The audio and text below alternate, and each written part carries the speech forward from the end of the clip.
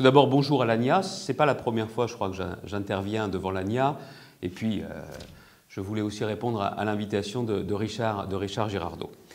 On me demande en quoi les PME sont une richesse pour le territoire français et est-ce que j'ai des exemples concrets de réussite. Dans les Hauts-de-France, oui, forcément, parce que nous avons de très nombreuses PME qui, soit la bière, le maroilles, les bêtises de Cambrai, représentent pour moi ce que sont les qualités des PME en matière agroalimentaire. De la qualité, de la sécurité alimentaire et puis de l'emploi et de l'emploi local.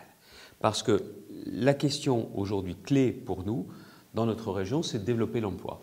Et si je me mobilise tant auprès des entreprises de l'agroalimentaire, c'est parce que derrière, ce sont des mines d'emploi, des trésors d'emploi à proximité. Et qui plus est, pas forcément dans le cœur des métropoles, parce que l'industrie et l'industrie agroalimentaire contribuent également à l'aménagement du territoire.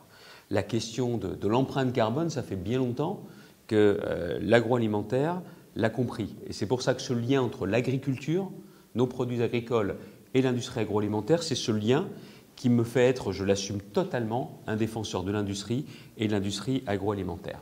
Ces entreprises, en plus, aujourd'hui, elles font preuve d'innovation, d'agilité et aussi de réactivité. Et ces trois critères-là, c'est aujourd'hui dans la tête, vraiment, et au cœur de l'action des entrepreneurs qui sont directement concernés. J'ai aussi, comment est-ce que l'on peut aider ces PME à être plus compétitives à l'export? Parce que je sais que beaucoup de ces PME n'osent pas se lancer dans l'export parce qu'il y a un travail, en ce qui nous concerne, quand je dis nous, c'est la région, mais aussi d'autres acteurs, un travail de pédagogie, de sensibilisation pour commencer. Parce que l'export, il est accompagné dans notre région par la team Hauts-de-France Export, c'est-à-dire que nous avons décidé de tout regrouper, les services à la fois de la Chambre régionale de commerce et d'industrie, également avec l'État, mais aussi la région, avec un portail unique qui permet d'être certainement plus réactif, plus simple et donc certainement plus efficace. De la même façon, on est également à même d'aider financièrement à participer soit à des missions de prospection à l'étranger, soit à participer à des salons en France ou à l'étranger. Et nous organisons aussi à la région des journées où les PME peuvent rencontrer des experts export, notamment dans le domaine de l'agroalimentaire. C'est-à-dire que la région finance clairement une sorte de grand pavillon des Hauts-de-France, notamment pour l'agroalimentaire. C'est vrai, bien évidemment, du salon de l'agriculture, mais la dimension n'est pas en premier l'export.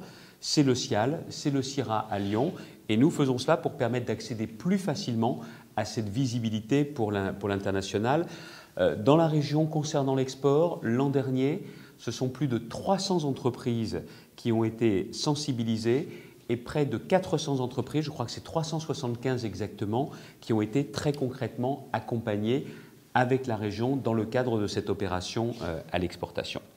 Mais les PME, en ce qui nous concerne, participer à leur développement, c'est bien évidemment aider à la création d'entreprises.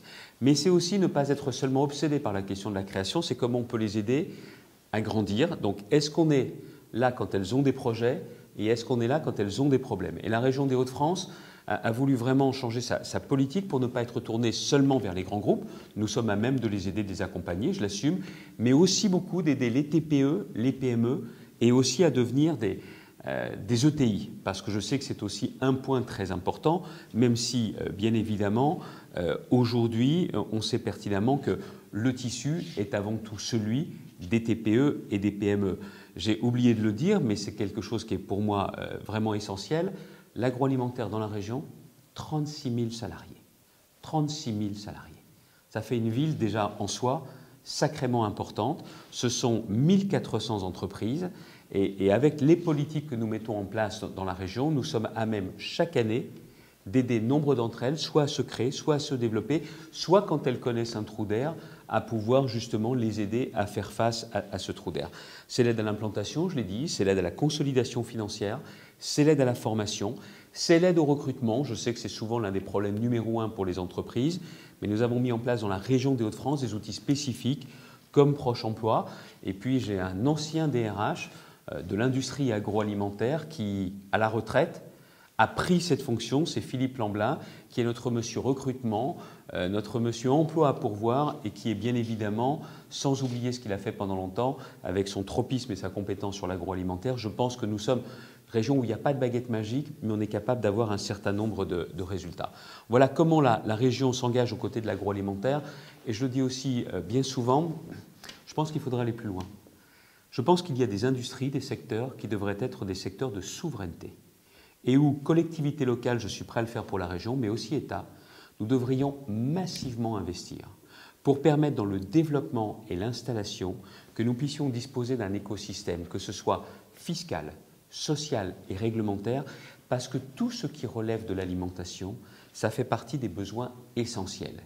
Et je le dis, ce n'est pas seulement au niveau de la France, mais au niveau européen, nous devrions massivement investir, comme nous devrions le faire pour l'énergie, comme nous devrions le faire pour la défense, mais sur l'alimentation, de façon à pouvoir avoir en France et en Europe un véritable pôle. C'est important, je le redis, pour l'emploi, mais c'est important aussi pour l'alimentation et donc pour la santé. Voilà pourquoi je suis très engagé au niveau de l'industrie agroalimentaire. On a de la chance en France d'avoir l'agriculture que nous avons et l'industrie agroalimentaire. Alors il ne faut pas seulement bien en parler ou faire des beaux discours, il faut se battre pour ça.